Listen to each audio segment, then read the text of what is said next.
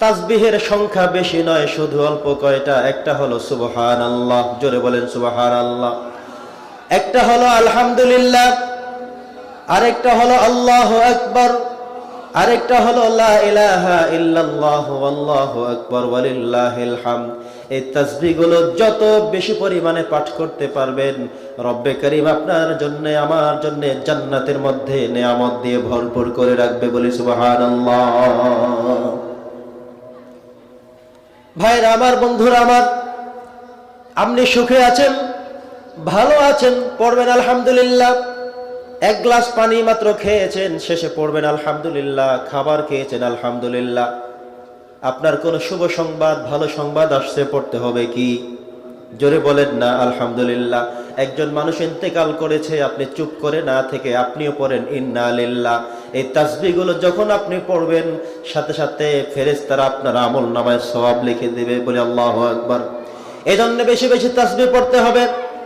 নবী করিম সাল্লাল্লাহু আলাইহি সাল্লাম বলেছেন, আল আদঈয়াতুল মাসুরা দিয়ে আমরা আমাদের জীবনীকে সাজাতে হবে, সুন্দর করতে হবে, পরিস্ফুটিত করতে হবে, ভালো করতে হবে।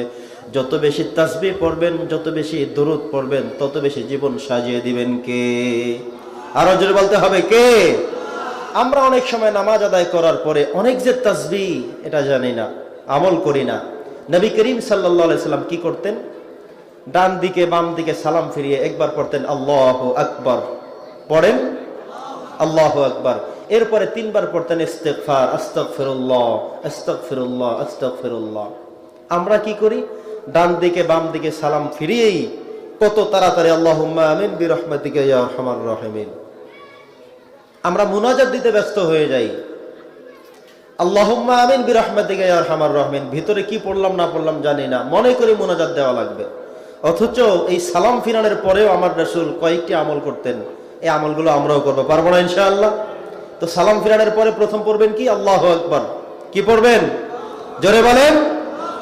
এরপরে তিনবার পড়তে হবে ইস্তিগফার। কি পড়বো? আস্তাগফিরুল্লাহ আস্তাগফিরুল্লাহ আস্তাগফিরুল্লাহ।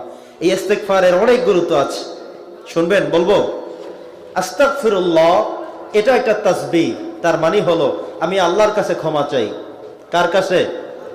আপনি ভুল ক্রমে একটি গালি দিয়ে ফেলেছেন, অনিচ্ছাবশত, চান নাই গালি দিবেন, খারাপ কথা বলবেন, কাউকে আঘাত করবেন, কাউকে কষ্ট দিবেন, এটা চান নাই।